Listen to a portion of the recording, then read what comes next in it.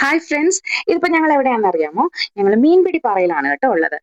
രാവിലെ തന്നെ നമ്മൾ കൊട്ടാരക്കര ഗണപതി ക്ഷേത്രത്തിലും കുളത്തൂപ്പുഴ ശാസ്താ ക്ഷേത്രത്തിലും തൊഴുത് തിരിച്ചു വരുന്ന വഴിയിലാണ് മീൻപിടിപ്പാറയിൽ കയറാന്നുള്ള പ്ലാൻ വന്നത്. ഞങ്ങൾ ഇതിനു മുൻപ് ഒരു തവണ വന്നിട്ടുണ്ട്, ഞാനും ശിവചേട്ടനും ഋഷിക്കുട്ടനും കൂടി. അന്ന് അച്ഛനും പൊടിമോളും ഹസ്ബൻഡും ഒന്നും ഉണ്ടായിരുന്നില്ല. അപ്പം കുഞ്ഞുങ്ങൾക്കൊക്കെ ഒരു ഹാപ്പി ആകുമല്ലോ, ഒരു സന്തോഷം ആകുമല്ലോ എന്ന് കരുതിയിട്ടാണ് ഞങ്ങൾ എല്ലാവരും കൂടെ കാണാനായിട്ട് ഇങ്ങോട്ട് വന്നത്. ഇതൊരു കുഞ്ഞു വെള്ളച്ചാട്ടമാണ്.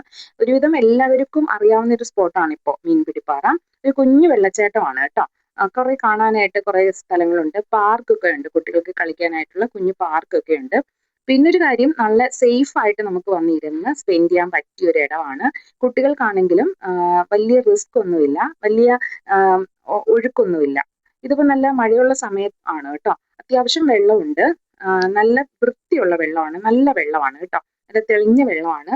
അതും നമുക്കൊരു ഭയങ്കര ഹാപ്പിയുള്ള സന്തോഷമുള്ള ഒരു കാര്യമാണല്ലോ. അപ്പൊ ആദ്യം പൊടിമോക്ക് ഭയങ്കര പാടായിരുന്നു, അവള് പതുക്കെ പതുക്കെ ഇറങ്ങി. പിന്നെ ഇവളെ തിരിച്ചു കയറ്റുന്ന കാര്യം ഭയങ്കര ബുദ്ധിമുട്ടായിരുന്നു കേട്ടോ. പിള്ളേരുടെ കാര്യം പിന്നെ പറയണ്ട, അവർ വന്ന പാടെ ഡ്രസ്സ് എല്ലാം ഊരിയിട്ട് ചാടി വെള്ളത്തിൽ ഇറങ്ങി. അവര് ഒരുപാട് എൻജോയ് ചെയ്തു. ആ, കുഞ്ഞു പിള്ളേർക്ക് നമുക്ക് സേഫ് ആയിട്ട് ഇരിക്കാൻ പറ്റിയ ഒരു ഇടമാണ്. പിന്നെ നമുക്കിവിടെ ഡ്രസ്സൊക്കെ നമുക്ക് കൊണ്ടുവന്നാൽ ചേഞ്ച് ചെയ്ത് പോകാം, അതിനുള്ള സേഫ് ആയിട്ടുള്ള സ്ഥലവും ഉണ്ട് കേട്ടോ. അപ്പം വരാൻ ആഗ്രഹമുള്ളവർക്കൊക്കെ വന്ന് ആ, കുറച്ച് സമയം ഫാമിലി ആയിട്ടൊക്കെ സ്പെൻഡ് ചെയ്യാൻ പറ്റിയ ഒരു ഇടമാണ് മീൻപിടിപ്പാറ. എളുപ്പമാണ് ഒക്കെ വരാനും. കൊട്ടാരക്കരയിൽ നിന്ന് വലിയ ദൂരമില്ല. നമുക്ക് തിരക്കിയ പെട്ടെന്ന് ആള് പറഞ്ഞു തരും.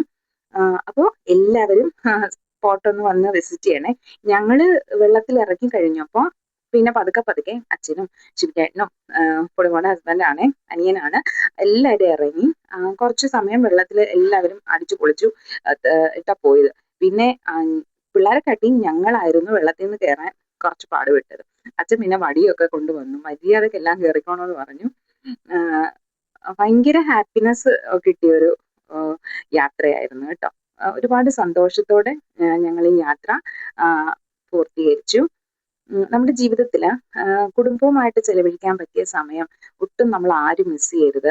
നമ്മുടെ ജീവിതത്തിലെ കുഞ്ഞു കുഞ്ഞു സന്തോഷങ്ങള്, കുഞ്ഞു കുഞ്ഞു യാത്രകള്, അതിനൊരുപാട് പണമൊന്നും ചെലവാക്കണ്ട. കുറച്ച് സമയം ഒരുമിച്ചിരിക്കാൻ പറ്റുമ്പോൾ കുറച്ച് സമയം സന്തോഷത്തോടെ പരസ്പരം സ്നേഹത്തോടെ ആ സമയം നമ്മൾ ചെലവഴിക്കുക. പരസ്പരമുള്ള വഴക്കും പിണക്കങ്ങളും ഒക്കെ മറന്ന് കുടുംബത്തോടൊപ്പം ചെലവഴിക്കുക. ഋഷിക്കുട്ടനെ കേട്ടാൻ ഭയങ്കര പാടായിരുന്നു, അവനെങ്ങാനും വരുവോ. അവനെ ഞാൻ ഒരു വിധത്തിലാണ് മോളിൽ കയറ്റിയത്. അപ്പൊ എല്ലാവരും കുടുംബത്തോടൊപ്പം കിട്ടുന്ന സമയം നിങ്ങൾ സന്തോഷത്തോടെ സ്നേഹത്തോടെ ചെലവഴിക്കുക. അപ്പൊ ഇന്ന് അത്രയേ ഉള്ളൂ. Thank you. നമുക്കിനി അടുത്ത വീഡിയോയിൽ കാണാം. Tata, bye, see U.